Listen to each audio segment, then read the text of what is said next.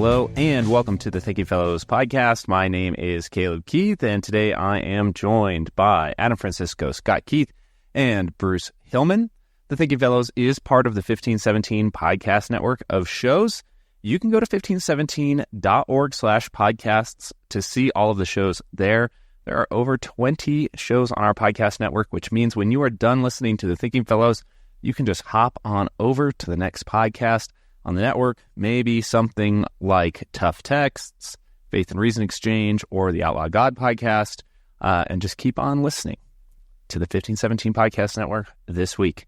You can also go below the description of this episode to the show notes, and there is a list of new materials, featured materials from 1517 that gets updated week by week. If things are still sort of rotating through there, I think there is a link to a podcast from Sweden that it was Sweden, right? That my dad was a part of. Yes. So very, very interesting stuff there. Go listen. It was a good podcast. Only like 3 minutes or in. If you speak English, it might be a hard one to subscribe to unless you're learning Swedish. But for this episode... He does a lot of English podcasts. Okay. That about 90% of the podcasts are in English. Oh, good. Oh, interesting. All the descriptions are It's mostly Swedish. interviews. It's mostly an interview show. Okay. And so if you're interviewing people that speak multiple languages, normally you'll do the interview in English because most of the world speaks English. Yeah, that's right. I mean, it's probably the only thing besides awful culture that we won on. The only thing we've exported besides our sin is English. Yeah. Sorry, guys. So go check that out. Okay, so for people who have been listening, successively to our episodes, subscribers, you know that we have finished a series on dogmatics, on Christian doctrine. And then we did a couple of topical episodes in between there. And now we have decided to do another series, and somewhat in the vein of the history of the Thinking Fellows podcast, where we've done things like go from dogmatics to Christian history, and then from Christian history to apologetics, and then, sort of just kind of make this loop on these topics. We're going to do basically the same thing, but with a spin on it. We're going to emphasize Christian history and great thinkers through Christian history, but this time through looking at some works that people may have not read. And so we're going to each take turns picking a book, starting with, we're going to start with some church fathers, and then we'll move forward through history a little bit. We'll pull out a main theme or topic from this book, and then everybody can sort of discuss on the relevance to application, agreement or disagreement with the author, and why it's useful. Starting with the early church and the church fathers right now is trendy, which is good because more and more, I've noticed that more and more non-denominational Christians, Christians of sort of an American Reformed background as well, are gaining interest in the church fathers and the early church. And so maybe we'll pick up some new listeners from this as well. So for week one here, we are going to let Bruce take the reins. Maybe this is dangerous. We're going to do... Talking about angels and demons and dogs in heaven. We're going to do John Chrysostom's... what on the priesthood, Bruce, is what you want to talk about? So let's do this. I'll let you introduce the book. Why should people read it? Since no one else could, probably. Yeah, for real. Why should people read it, and what are we going to talk about? What does it draw out for us to talk about today? Yeah, so this book is written by John Chrysostom, who's one of the church fathers. He writes it in 381 A.D. He is, by this time, a relatively well-known pastor. He's known for his preaching skills. That's what's made him famous. And he writes this book to help priests, ministers, bishops, to think about their task and their calling. And that may not sound particularly interesting, but what I have found attractive about the book and why I thought it would be fun to discuss is I find the book incredibly contemporary. We seem to have this idea that, there was some golden age of the church where, pastors and ministers and whatever else led their flock and the people obediently, followed them to wherever they were leading. And actually what you do when you read this book is you find out that really the relationship between congregations and pastors and the struggles that each have with each other have not changed in literally millennia. I have a bunch of quotes that we can go through, and then we can discuss the different things that John's talking about. Everything from the emotional life of the pastor, the role of the pastor, law and gospel, which he actually brings up at one point. He doesn't use that exact framing, but the content of what he says is there.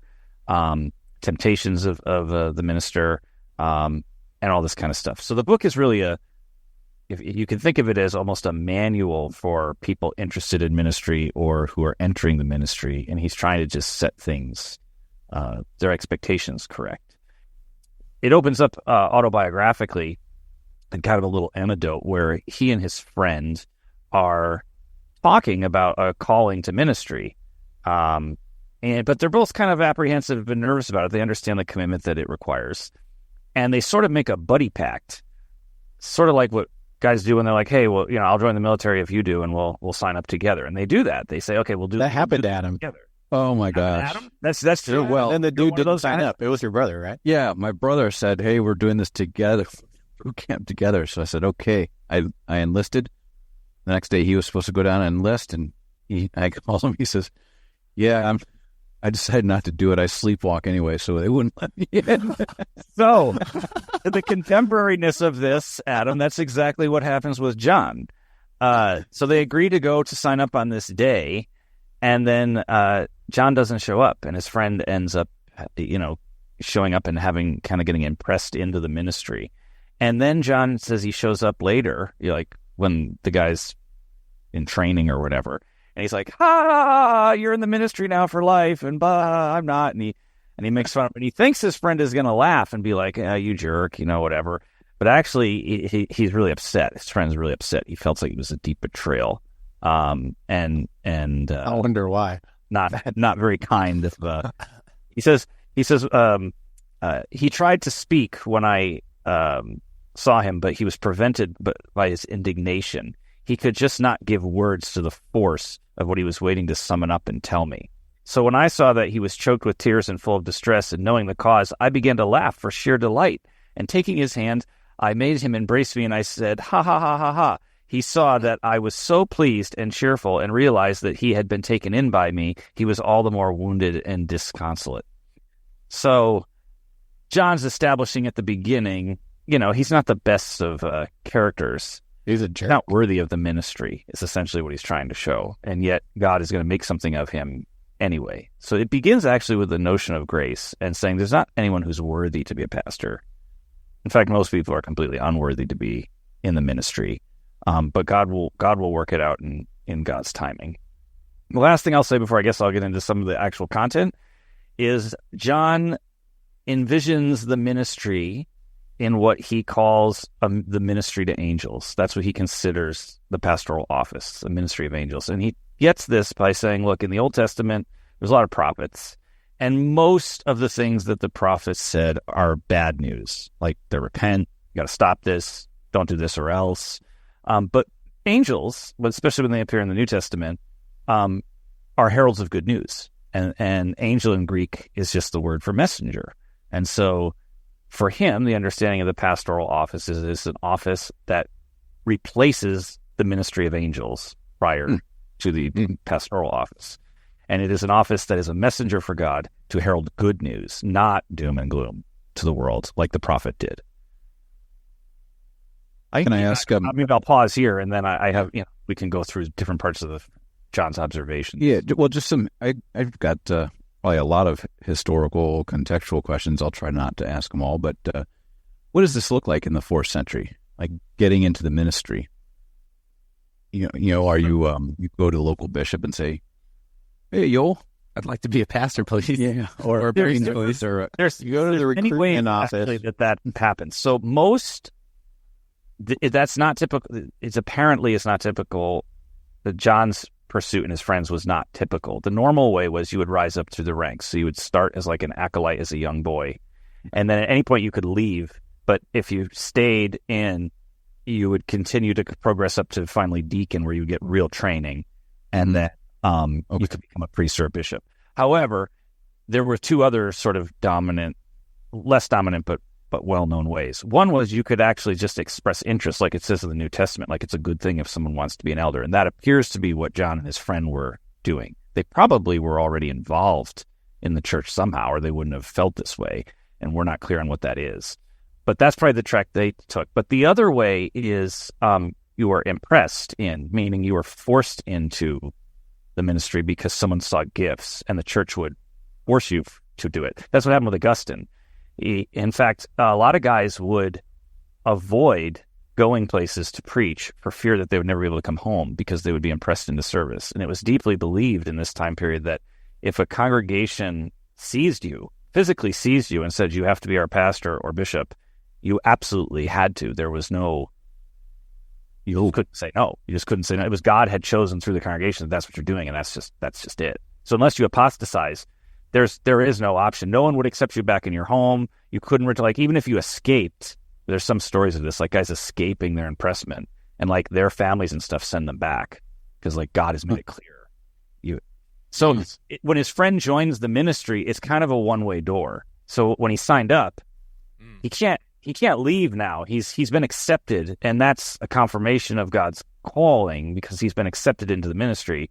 So that's why he's hurt when John is sort of making fun of him. He's like, well, I can't change my mind about this now. Like, I'm stuck in this for life. You're supposed to be like co-ministering with me, and now you didn't. So that's where some of that hurt comes from.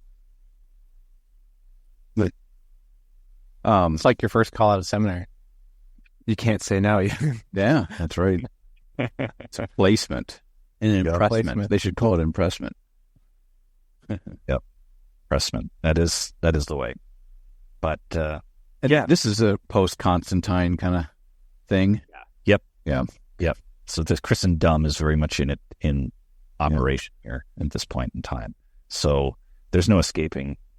Yeah. And John spends a lot of time in the book actually talking about the kind of seriousness that one should think about before going into ministry. He says here, if anyone as young as myself, having just abandoned worldly pursuits, were suddenly reckoned by everyone so marvelous as to be preferred to those who had spent all their life in similar work and received more votes than any of them, it would have made everyone suspect that I had some great and wonderful qualities and would have given me an august and distinguished reputation. But as it is, the great majority of the church, with few exceptions, do not even know me by name. What he means by this is sort of, young pastors, when you get in, no one's going to think you're that great, and you should be okay with that. So this indicates to us that there was among some people who are joining the ministry this idea that it could be a path to sort of fame and fortune because of Christendom. And John's trying to push that back down and going, hey, mostly no one's going to know. Mostly not. Mostly not. No one's going to know who you are. And I think there's a temptation with young pastors and seminarians too. Like, it's a temptation, I guess, of all youth, right? When you're going to go into your career and you kind of think like, I could do something. And John's like, yeah, I know that feeling. Probably not going to work out for you though. So maybe we'll get to this further as you get quotes, but like so far, the immediate thing that's jumping out at me is if he feels the need to distinguish between a ministry of prophets and a ministry of angels, or a preaching of only the law or something like this, right? And a preaching that actually heralds good news, like that implies that there's a problem with this, right? That priests or whatever are approaching the office as prophets of doom or as prophets of just merely the law. Is that sort of what we should take away? There's already a law gospel distinction I'll problem. Skip to the law gospel quote, even though it comes later, almost towards the end of the book, or at least one of them, the one that I thought was kind of more indicative. Let me just find it here. I thought I flagged it, so hang on. Where he I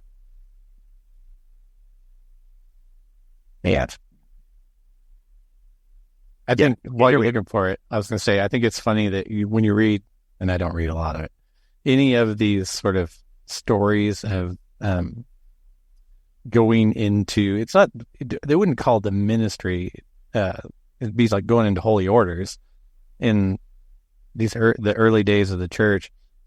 all of them have this story of like living this like Rumspringa, where they kind of went out, it's like went nutty. Woo. Augustine has that too. Yeah. Yeah, I know. It's like, okay, well now I got to go be a pastor.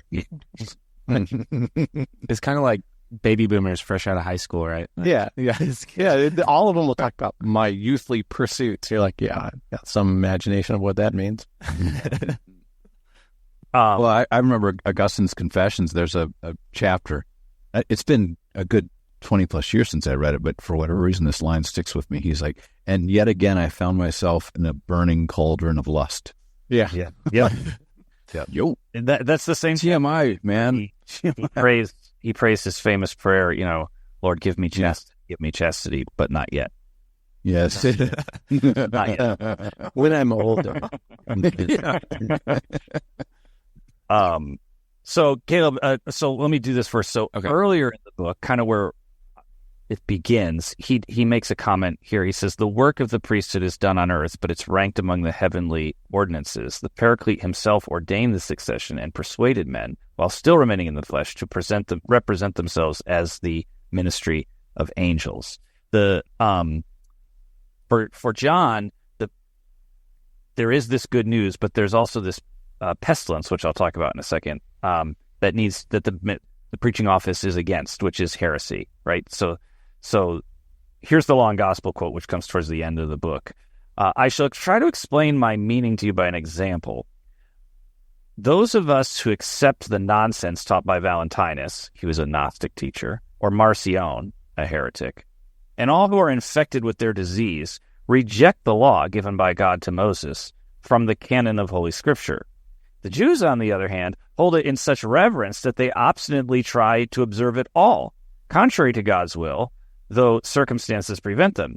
But the Church of God, avoiding both extremes, steers a middle course, neither lets herself be subjected to its yoke, nor permits men to disparage it, but commends it, although it is abrogated, because it was serviceable in its time. So anyone who means to oppose both these parties must understand this balance. End quote.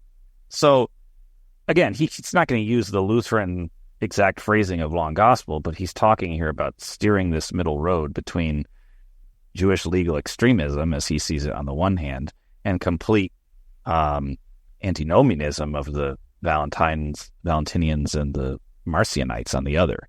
And this is, for him, the ministry of the word. And he goes on to say, the ministry of the word is so powerful that it's better than miracles. That God has... He's not a cessationist in the true sense of a cessationist. He believes in miracles, but he is very troubled by anyone who would want to really demand to see miracles, because he thinks that what he calls the sword of the Spirit, which is the word, the preaching of the word, is more incredible and more powerful than what a miracle would do. But does he ever connect it to just the fact that it is a miracle? That the preaching. I don't remember him saying that preaching in and of itself is a miracle. I don't remember him saying that anywhere. It's interesting because it is sort of like, even I would say this, is it like, even for us, it's miraculous in that it's a work of God, but it's the preaching of the word is better than miracles, even the miracles of Jesus' ministry, because they aren't signs like symbolizing to a later or a greater fulfillment, but they are the full fulfillment given to you through the word. So through preaching, through baptism, through the Lord's Supper, you have the total absolution and not just a sign of the things to come. He says here, like I'm finding a quote here, his warning against wanting miracles. He says, if you held the sword of the Spirit and the shield of faith so firmly that you could work miracles and stop the mouths of impudent by portents, you would have no need or help of the word.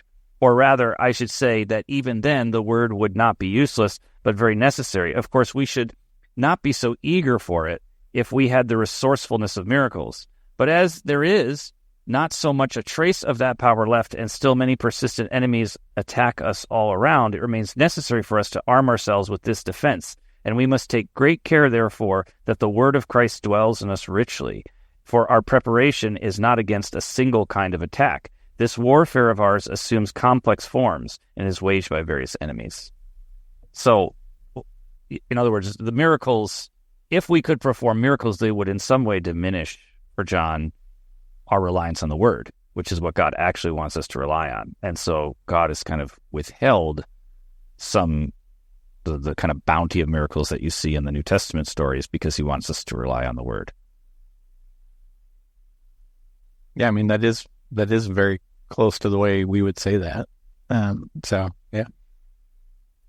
You could talk about that all the time when you interact with sort of, what shall I say, people that are a little less cessationist than you.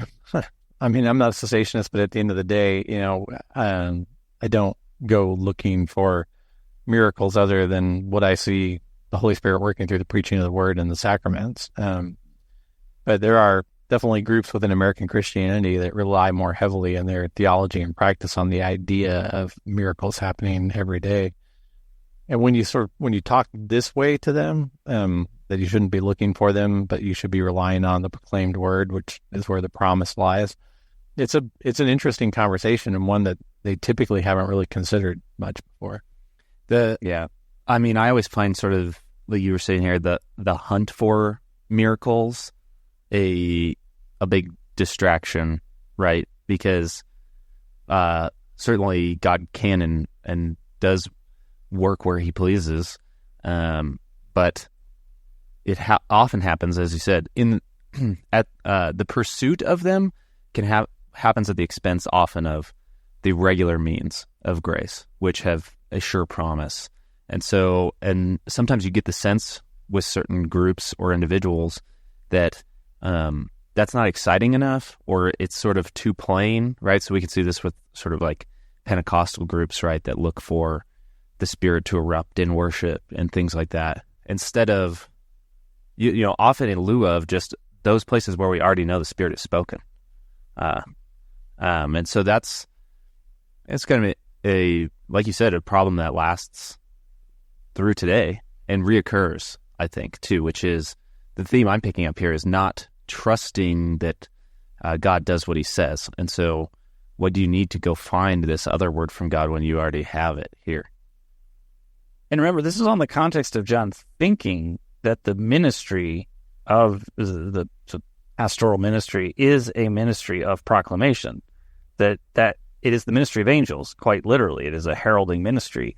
And so if it were a ministry that was dependent on miracles, that would take away from what he understands it to really be, which is this replacement for the angelic task. And I think that, we think of the church fathers as these antiquated guys who wrote way back in the time of the church. And sometimes they have some wisdom, but other times there's a lot of like craziness back there. And we also tend to read kind of Catholic and Orthodox ways of doing things now back into them as if the things never have changed between then and now. And that's not true either. And I find John kind of a very contemporary, in this work, a very contemporary kind of analysis of a lot of things. Well, yeah, for instance, for us, like if we look at the Augsburg Confession, this is described as, right, the preaching office. And so, for Lutheranism, that was actually sort of a return point, right? So to say, like, things never changed, or this is, like, the root of the Catholic tradition is interesting, because for the Reformation, we specifically have to re-emphasize the preaching office and the proclamation of the Word. That's a hallmark of Lutheran and Reformation theology, right, is sort of a return to this. And I guess stuff like this is interesting because it's an example of a true return to this idea rather than an invention of this idea of the ministry of the priest being the preaching office of the Word, delivering that powerful Word or doing God's Word amongst his people. And just to add a little context to that, for John, it is a dual office, really. So it is that, Caleb, but it's also an office of example. So John will also talk a lot about how the priest is also supposed to live up into, by his example, the word that he teaches. But John's very sure to stress that the example is not enough, and that what a lot of people are always willing to do is they're willing to trade their life example for the preached word, and you can't do that. The preached word is more powerful than your life example, but God still calls you to live your life in such a way that it matches with the word that you preach. And a lot of the book, this particular book on the priesthood, is actually about the struggle of the pastor and the parishioner with each other. And since John is writing to would-be pastors or newer pastors, younger pastors, he has a lot to say about the sort of struggles and temptations of being a minister in a congregation. And this is where I think it's really gets pretty contemporary. Let me give you some quotes on this particular observation that he makes in kind of what I think makes up a good part of the book. He says, he gives an example. So the pastoral office, part of that office is correction. Like, you have to correct heresy, and you have to correct if people aren't living, they have a lifestyle that's morally unacceptable in the church, that kind of thing. And he says, he talks about when this happens, though, people who were his friends, they don't see him as well, thank you, you're being a good pastor to me. You're keeping me on the straight and narrow. In fact, when the pastor confronts things that his office requires him to confront, he's often rejected for doing so, even by those he thought would like him. So he says, those who but now flattered and courted him, that is the pastor, when he was in power, once they have found the least bit of handle, eagerly make plans to dispose of him, not merely as a tyrant, but as something far worse than that. If they slander him, they can easily gain credence, and if they exaggerate trifles, they can convict the victim of their pettifogging. That's such a great little... Pettifogging? Yeah, I've never heard that word. Isn't that great? Essentially, what he's saying is it's the congregation is a political place, whether you like it or not, and priests need to be kind of aware of this, and that if the pastors are sometimes doing their jobs, people will turn on them, and they will actually have campaigns to try to destroy them or get rid of them. Well, there's power to be gained, right? The quote. I mean, the quote is pretty accurate, which is, if you're the one who can sort of prove that the pastor is, wrong or scandalous, or you are going to, just kind of like you said with the young men wanting a big reputation, you're going to get the reputation in the congregation. You're going to be the big dog on campus. You're going to gain a lot. Yeah, he has this quote here, which is great. He says, again, as a tyrant fears his bodyguard, so the pastor dreads above all his neighbors and fellow ministers, end quote. Mm-hmm. So it even comes from those who are your colleagues who have their own reasons for trying to kind of find their political place. He says, quote, everyone wants to judge the priest, not as one clothed in flesh, not as one possessing a human nature, but as an angel exempt from the frailty of others. Mm. So the office, in some ways, because it is it is the office of angels, there is a mistake made on the congregation's part where they actually assume the pastor is an angel, and he's not. He's just a fleshly human being who is full of struggles and problems. He says this in another point. He says, if the bishop does not pay a more extensive round of daily visits than ordinary loungers, indescribable offense is instantly taken. Not only the sick, but the healthy want to be visited by the bishop. Not so much because their piety prompts them, as because most of them lay claim to honor and distinction. And if he happens to visit one of the richer and more influential men more frequently, prompted by some special need or for the common good of the church, he wins at once the reputation as a flatterer and a toady. Mm-hmm. But why mention favoritism in visiting? The mere way in which they address people is enough to incur such a load of criticism that they are often burdened and prostrated by despondency. Why? They have to render account for the merest glance they give to people. People subject their casual doings to minute examination, assessing the strength of their voice, the expression on their face, and the frequency of their laugh. Quote, he smiled affably at so-and-so, says one, and he spoke with a bright face and a hearty voice, but he was less pleasant to me, and indeed quite casual to so-and-so.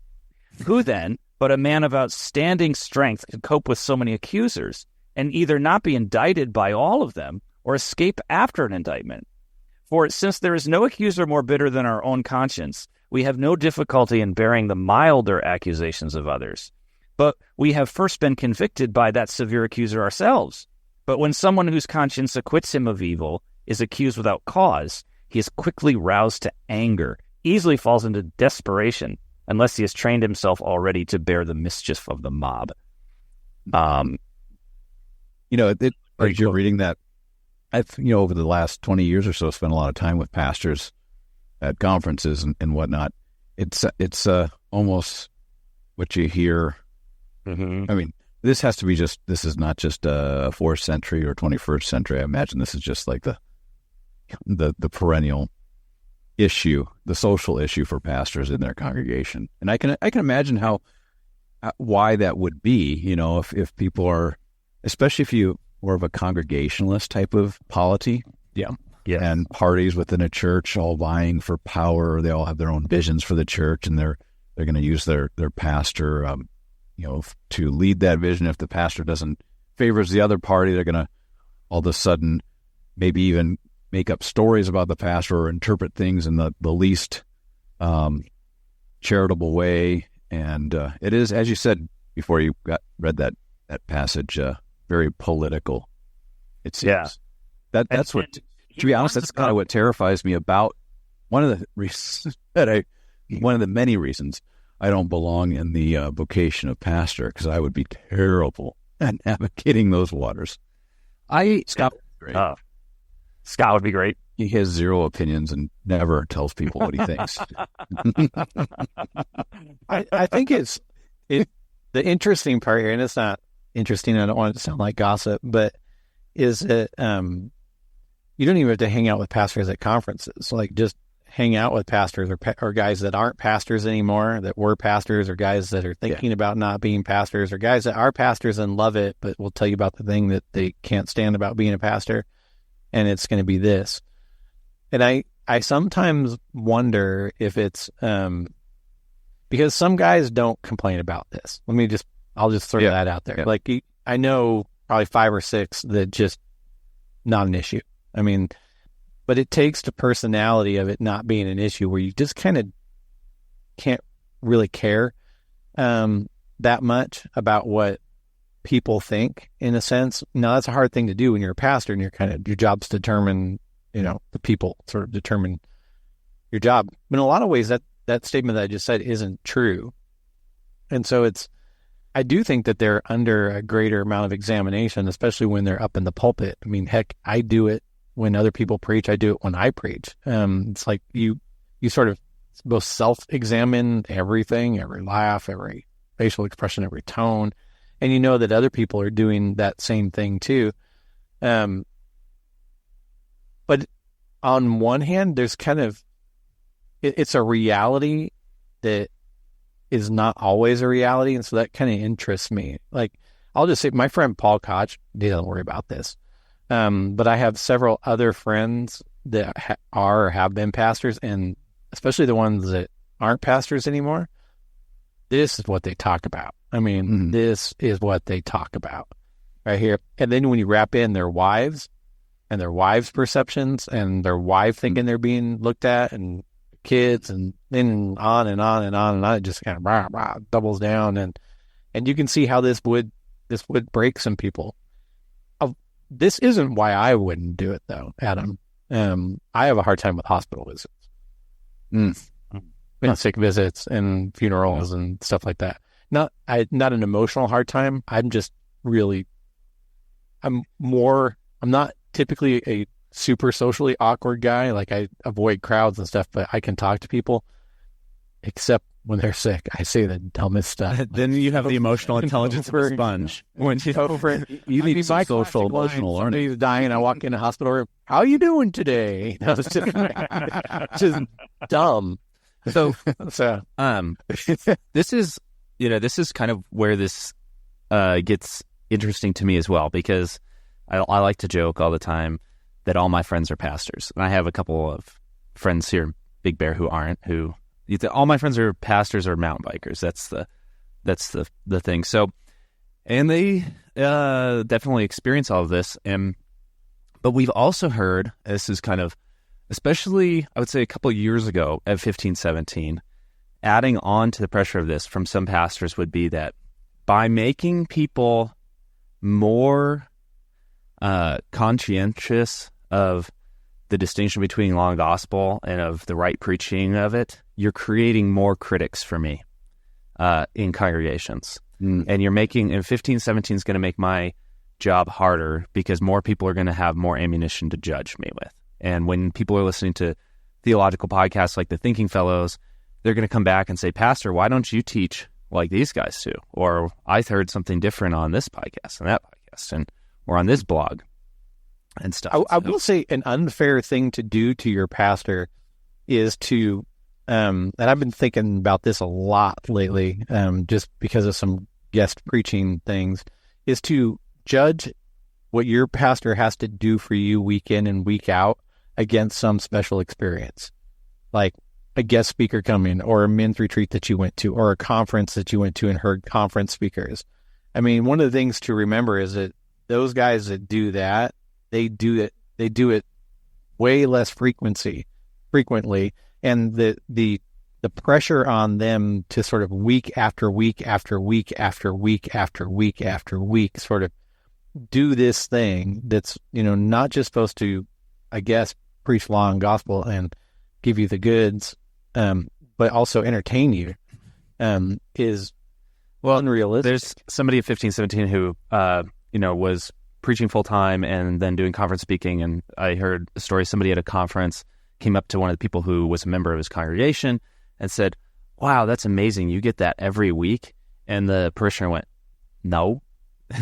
It's nothing like that in church on Sundays. That's the point.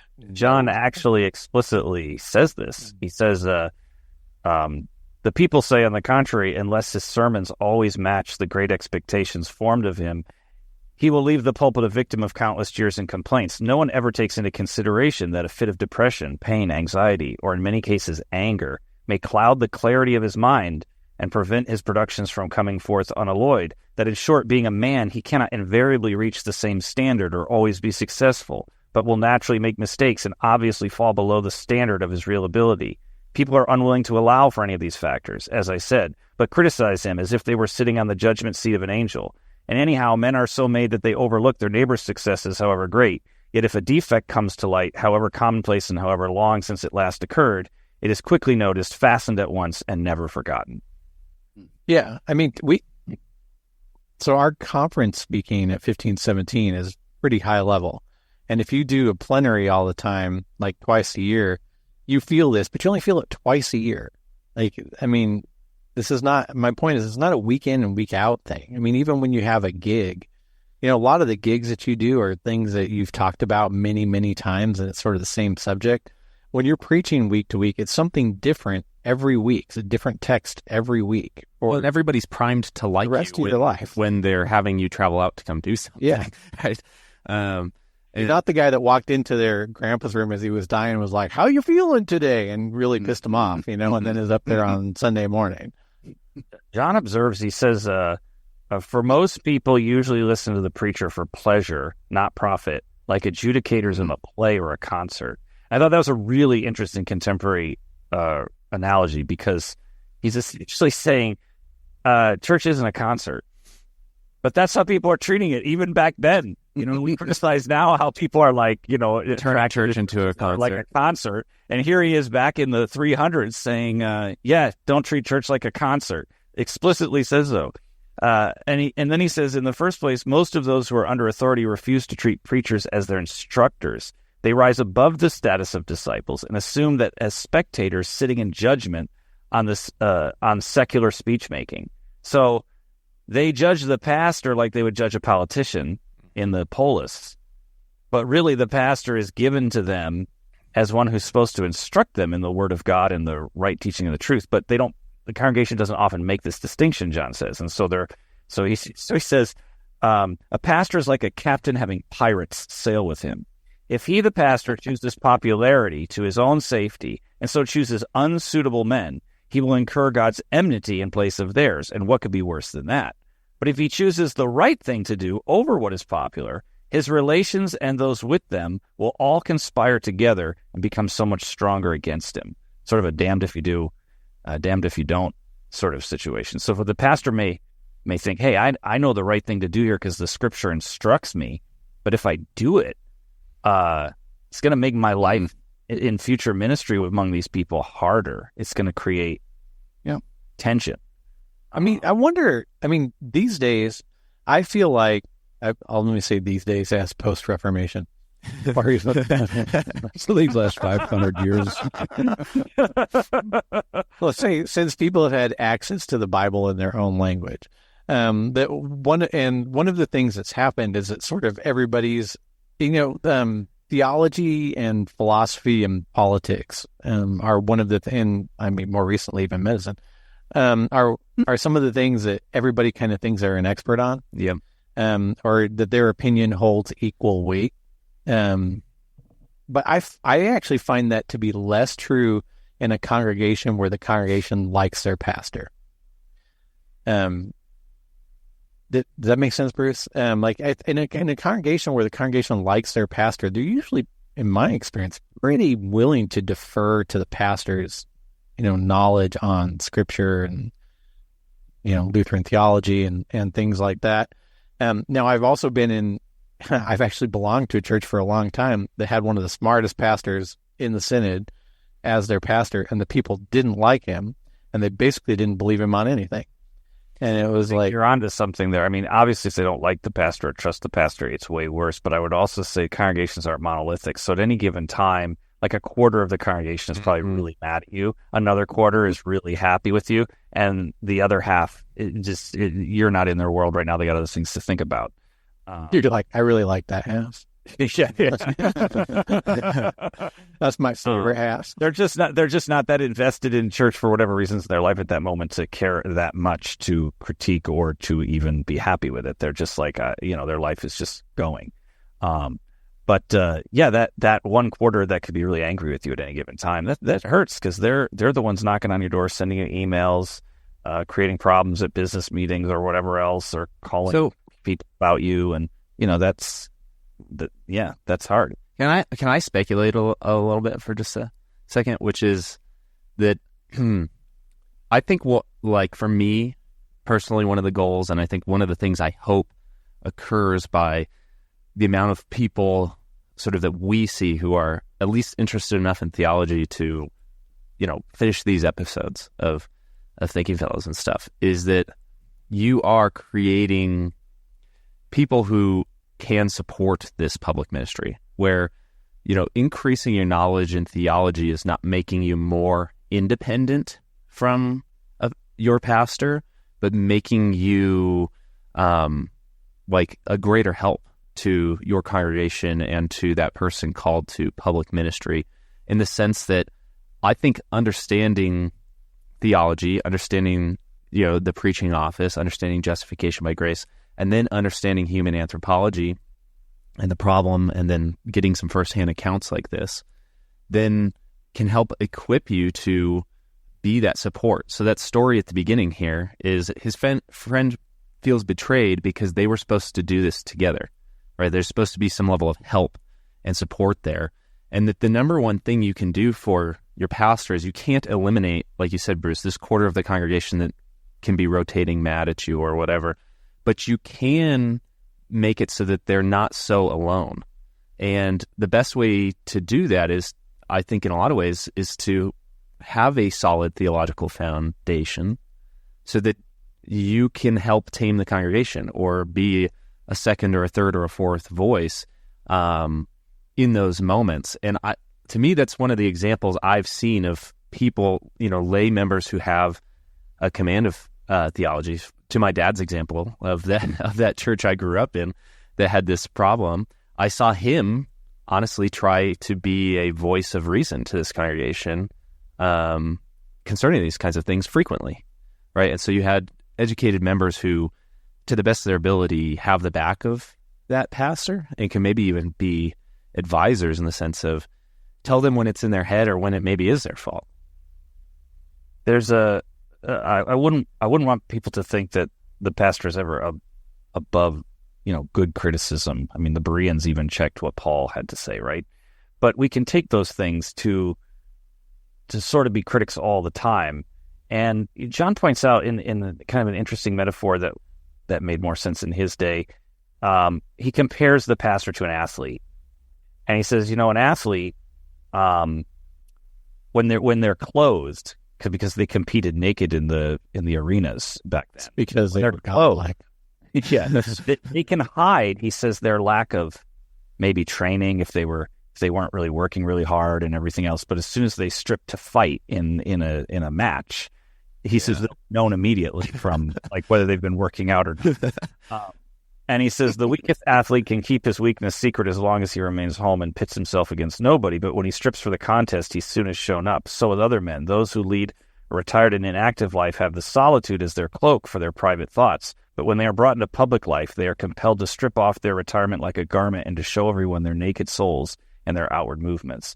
And so he's really inviting people to say, your pastor does have a certain level of vulnerability in that he has to get up and he has to deliver God's word of law and gospel, and that all of his weaknesses are visible if you want to see them at that moment by virtue of the fact that he has to actually get up there and he has to be vulnerable and he has to share his stories from his life or metaphors of he has to make connections to God's story and all this kind of stuff. And he also is your ministering pastor, sharing life with the community in a koinonia, in a fellowship. And so inevitably, John says, you're going to see all of his worst sides. And everyone else in the church has the luxury of hiding most of those. Unless they become public, they're not put in that position. And John invites people to not see him as a strong winning athlete, but actually as a weak athlete, but then to accept him anyway, because he's God's weakness shames the strong, and he's been the one who's been called up to do that. So if you want to see him simply for what he is, then he can never meet your expectations. But if you want to see him as one called and equipped by God to minister to you, then you see him as God sees him, or at least his office. And that's the way that one should relate to the pastor. One of the last things he says in the whole thing is, he says, for the ultimate aim of pastors is teaching. It is to lead their disciples, both by what they say, into the way of the blessed life that Christ commanded. He says, he quotes Matthew 5:19, and he says, whosoever shall do and teach, he shall be called great. And he says, so what can I offer? How can I help to carry so heavy a burden? He says, for I trust in Christ, who called you and set you over his own sheep, that you will gain such assurance from this ministry that when I stand in peril on that great day, you will receive me into your everlasting habitation. So through and through, John really always is directing us back to Christ, but he has a lot to say about the weakness of the pastor and the temptations of the pastor. And he's trying to warn these young ministers to be prepared for that to the extent that they can be, to put their hope in Christ. I saw this book on the shelves at this Concordia Theological Seminary in Fort Wayne, a week or so ago. I don't know if it was for a course, but there was a whole bunch of copies, so I assume it was one of the course books. And I can imagine this should be essential or required reading, but for those training for the ministry. I wonder, it is short. Mm-hmm. 90 pages, 100 pages, something like that? 150 pages in this one, but this book's dimensions are small. So it actually would probably be about that size in a normal size book. Well, it'd probably be very helpful for a congregation if you're like our congregation has a book club, if you will. We call it Theology on Tap. So it's usually some homebrew along with it, but helpful for a congregation, maybe especially congregations calling. Yeah, I was just thinking that, like a little self-analysis, You can get it free online on like a New Advent and other websites. But it's really easy to find free online. Yeah. But those translations are over 100 years old. They're good translations, but they read kind of old Englishy and wooden. So I've been quoting from the popular patristic series by St. Vladimir, which is highly really recommend outstanding. Interested in the patristic writings. I was going to try to get the whole set. And then I looked. I was like, "Yeah, I pass on that." It's something like because there's so many of them. It's like they have done an excellent job. I want it so bad. They've done an excellent job with them. I mean, down to covers being really nice, and like the translator's preface has always got great like historical details. So you can fit them in like a computer bag really easily too. They're made at such a size that you can bring them along with you wherever you're going, not carry a big book. Like to play squash. like to play some more. So, well, I got to say too, though, it's easy to be. I said this a couple times on the show. Have been very, very fortunate in the churches I've gone to, or maybe I'm just a great layperson in that I don't tend to take sides or observe things. But I just had awesome pastors. But I'm kind of feeling like that. I can imagine it'd be very easy to be critical of a pastor, but